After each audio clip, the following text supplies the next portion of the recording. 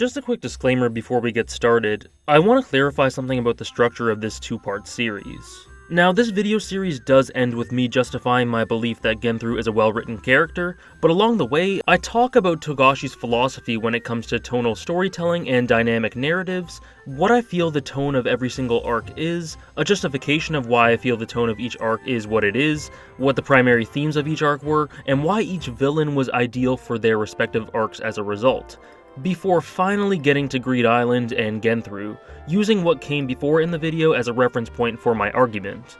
So while this is a defense of Genthru, this defense is essentially the bread of the sandwich that is this two-part video, with the meat being a structural, thematic, and tonal analysis of each arc, and why each villain worked for their arc specifically. So keep that in mind, because there's a ton that I talk about before completely getting to the point of the title. In this first part, I'll be going through each arc and discussing how Togashi approached the tone of each one. The second part will focus on the themes of each arc and why each villain was written the way they were in terms of style and structure. Anyways, that's enough of that, and I hope you enjoy the video.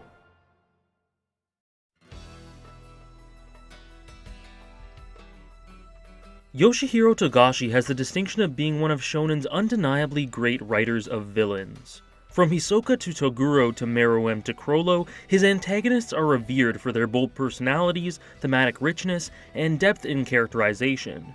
And this is for good reason. Particularly in Hunter x Hunter, every one of Togashi's villains carries out their functions extremely well.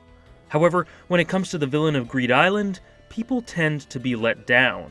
This is to be completely expected for Genthru given his lack of complexity and depth, but as I said in my Chrollo video, characters do not exist and should not be looked at in a vacuum. It's all about how they contribute to the story, and the fact is, Genthru was the exact type of villain that was needed with regards to what Togashi wanted to accomplish with Greed Island. However, to explain why, we are going to need to take a very long detour, because this intent and why it resulted in Genthru being crafted the way he is becomes clear when you examine Togashi's approach to storytelling, both in overarching terms and within each given arc, with respect to its adjacent arcs. In order to keep the story dynamic and fresh, Togashi often drastically shifts the entire storytelling style from arc to arc to prevent any one tone from dominating the narrative for too long, and to keep things from getting stale. I'm going to explain my reasoning for this in a minute, but due to this shifting style, it's clear to me that the arcs of Hunter x Hunter deliberately follow an alternating pattern in terms of tone, and in most cases, thematic complexity, though that is a point we'll address much later. This idea is presented in the following graphic.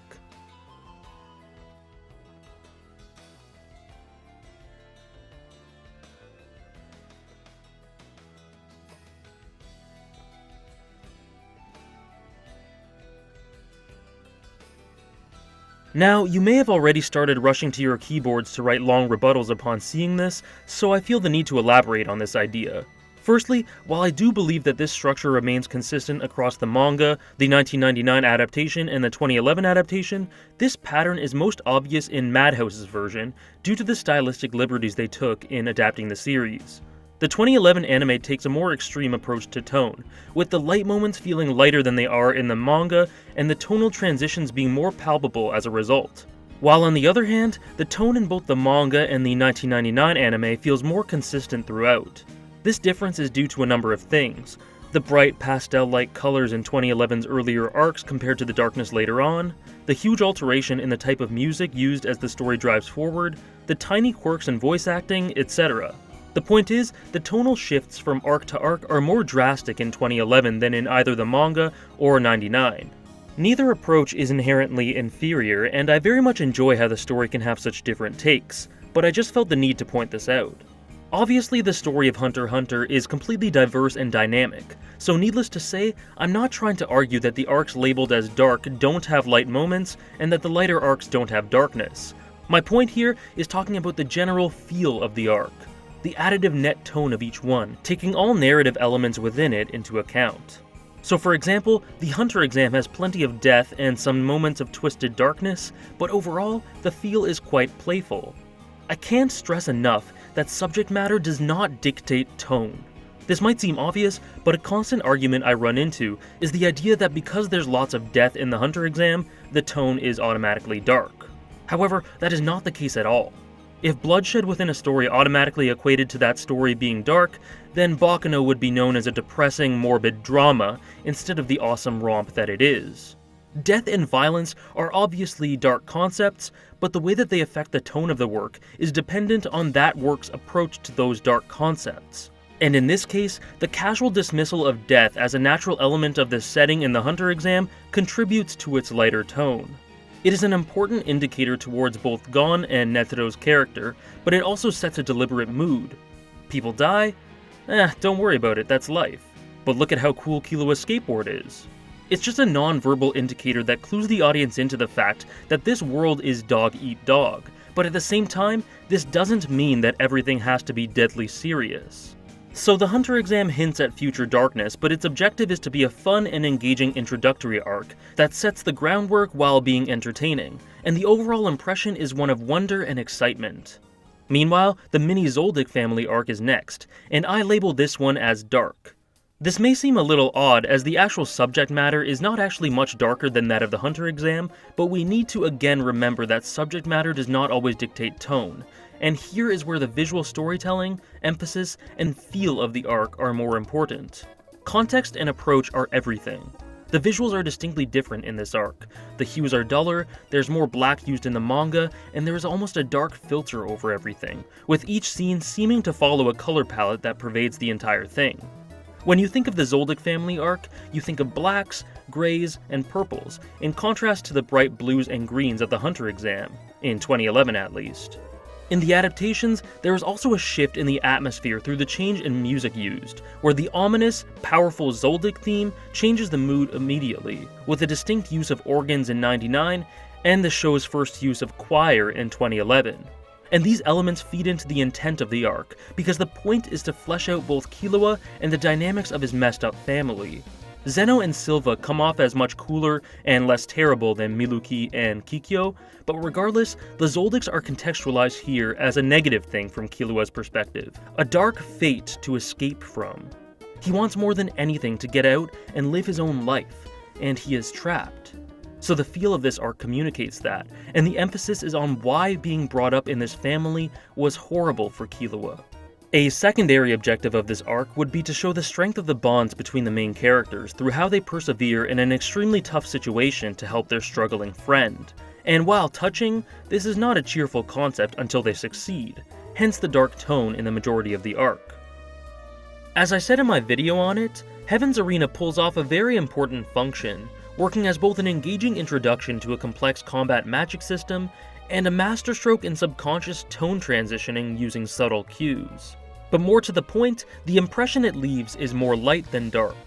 Due to these aforementioned cues that foreshadow York New, Heaven's Arena does find itself closer to darkness than the Hunter exam. However, the thrilling nature of a small tournament arc, along with the sense of discovery associated with learning about the potential of Nen, made this one an engaging spectacle. It built Gon and Killua's relationship in an endearing way, and introduced a couple of characters in Zushi and Wing who were quirky and likable, though Wing was not without his dark undertones. The antagonistic fighters of the 200s were menacing at first, but the conclusion to their stories made them go out with a lighthearted whimper. And most importantly of all, the story beat that defines this arc, the Gon vs Hisoka fight, is one that is not pervaded by darkness, but fueled by pure adrenaline. The unsaid implication here is not that Hisoka is this malevolent force that cannot ever be stopped, but that he is throwing out a challenge. In this fight, we don't see Gon struggling to no avail in a hopeless situation, even if Hisoka easily outclasses him in the end. We see Hisoka setting a benchmark, challenging Gon, and begging him to catch him if he can. A challenge that Gon wholeheartedly accepts. And this is hype as hell. It's not dread that he will have to face Hisoka again, but a resolve, that he will work as hard as possible to win next time. The intonation could have been much different given the situation, but because of how upbeat Gon is, it appropriately ends the arc on a positive inflection. The little intermission with Gon and Killua on Whale Island is cool, but I consider it to be its own thing rather than a bookend for Heaven's Arena or a starting point for York New, so we'll skip this bit. However, the York New arc is where the series dips into true dark territory. Not only is the subject matter more mature, but the emphasis backs that up. We are exposed to the criminal underbelly of the world, and through the spider, true depravity rears its head for the first time. Nihilistic themes are referenced, and in Crollo, we have an ominous villain whose presence is felt in every frame. We had heard about the terrible deeds of the Phantom Troop prior to this, but witnessing it firsthand is a different monster. It is here where Kurapika's quest for vengeance gets serious, and it is truly upsetting to see this formerly bright man slowly come apart and lose himself. It is gloomy conceptually, but the 99 version specifically dwells on this in a brutal, quite disturbing fashion. More effectively than the 2011 version, I'd say. The effective use of visuals and imagery drive this home as well. In particular, decrepit buildings, rainstorms, and dark hues characterize this arc, and the red moon is not just a scary-looking piece of imagery, but also a symbolic indication of the end of all times in the Hebrew Bible. Yet, this arc is not as dark as I'm making it seem. There are several breaks in between where we catch up with the amusing antics of Gon, Killua, and Leorio trying to understand the black market. Hisoka adds a fun chaos factor to the entire thing, and the troop itself is full of personality, which lightens the tone. Not to mention, one of the series' most underrated characters in Melody plays a role in tone here, keeping Kurapika grounded and adding this distinct element of serenity when things seem to be going awry. So while York New is decidedly dark, Togashi ensures that it never quite dips too low to keep the tonal progression bold but smooth. Next is the arc that is relevant in explaining why Genthru is underrated. We'll skip Greed Island for now and come back to it later, but the most important thing about it with regards to my point here is that it is a light arc, especially in comparison to the arcs before and after. The Chimera Ant arc is almost like the antithesis to the Hunter exam in terms of tone. It has moments of the classic Hunter x Hunter whimsy, but it is very dark most of the way through. Now, there is an obvious argument against Togashi's arc structure that can be made here. That putting the darkest arc after one of the lightest is a tonal inconsistency. And while that point has merit in theory, a closer look at the opening parts of the Chimera Ant arc show that this was taken into consideration. Through opening chapters that are essentially an introduction to Kite and his relationship to Jing in a campfire storytelling sequence, the Chimera Ant arc eases the audience in gradually to the dark situation, as the tone slowly progresses while the scenes of the Queen Ant grow in frequency and punch, and start to coincide with our hero's journey. Here, the Chimera Ant arc transitions into darkness within itself, similarly to how Heaven's Arena did it, before really showing what it's made of. Needless to say, this arc touches on concepts that are the most grim the series has ever seen. However, what's important to note is that it never got too dark. The tragic conclusion to Meruem's arc actually ended on a positive final note. Pito was malevolently playful, Shiapoop's insanity was humorous at times, and the brief respite where Gon and Killua recollected themselves was a tonal breather. The characters of Knuckle, Komugi, Melioron, Ikalgo, and Morel were all functionally important here because their wit, heart, and gleaming positivity provide the arc with just enough light to balance things and prevent too much darkness, which stops the story from wallowing in dreariness. Being consistently dark works for brutal nihilistic works like Technolize, but for a series like Hunter x Hunter that is characterized by its charm, too much bleakness would have buffered its identity. This is especially important because our two main protagonists, who always tend to be the ones providing positivity, sink deeper and deeper as the arc goes on. However, while these secondary characters and lighter themes did keep the dread from getting too overwhelming, Chimera Ant is undoubtedly the darkest the series has to offer thus far, primarily through its damning indictment on human nature. I personally find the election arc to be one of the most interesting because it's a bit difficult to put your finger on its tone. While the rest of the arcs have an overriding feel, election seems to waver more or less equally between light and dark. The palette shifts from bright to dark depending on the context and mood of each scene, rather than some overarching art direction, which keeps it neutral visually. Concepts like the neglect of Aluka and Nanika, Illumi's army of needle zombies, the death of Goto, the existential dread voiced by the Koala Man, and the gory nature of the deaths caused by Nanika's power are all somber. Not to mention the fact that Gon was fighting for his life, looking like some sort of overcooked zucchini.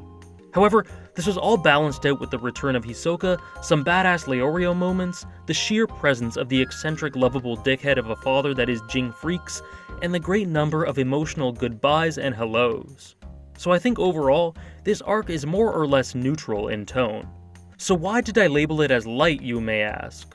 Well, it's clear that the election arc is darker than the Hunter exam, Heaven's Arena, and Greed Island, but the difference here is that none of those arcs occurred after something as dark as the Chimera Ant arc. Again, context is key. Here, Togashi was following his pattern of changing up the tone, but as all good writers are, he was wary of the possibility of tonal whiplash. If an arc as light as the Hunter exam had occurred after the Chimera Ant arc, it would have been a writing misstep, because it would be too light. A tonal problem. And because he wanted to very quickly introduce the Zodiacs, Jing, and the conflict, this eliminated the possibility of incorporating a gradual transition.